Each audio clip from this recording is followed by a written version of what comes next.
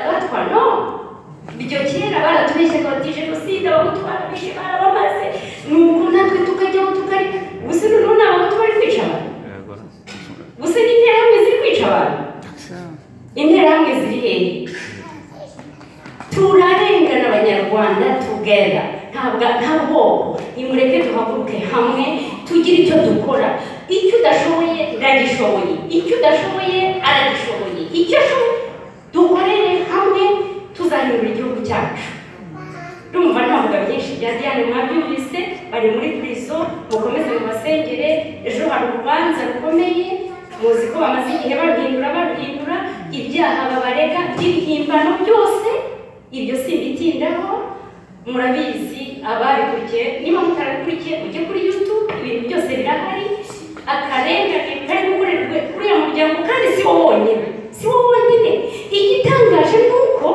uriya muryango ari ukuzwi ariko wamenwe tukaba turi hanze imana yaradufashije bagira abantu hanze dusakuza n'abavandimwe ariko abantu barengana muri kiriya gihugu ni benshi kandi nibyo abagore aba badamu they are my heroes Ingabire Umuhoza Diane Rwigara n'abandi bahaguruka bakavuga ni heroes bacu nibyo bavuze bati ntabwo twivugira twebwe turavugira rubanda kuko rudashoboye kuvuga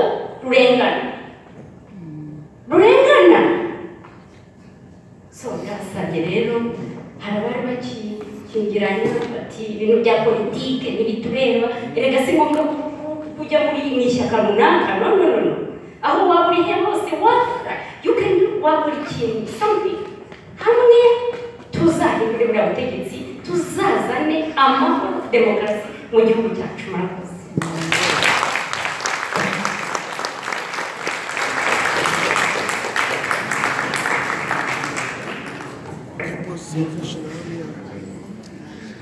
Merci beaucoup. Tabitha Bizawa yakoze cyane. On la remercie de ses très... Elle vient de Windsor et s'est déplacée. Elle a pris prendre l'avion. Donc, vous comprenez qu'elle s'est donné la peine de se déplacer, de venir ici. Et elle retourne ce soir parce qu'elle travaille demain. Donc, merci beaucoup. L'activité n'est pas terminée, on va continuer.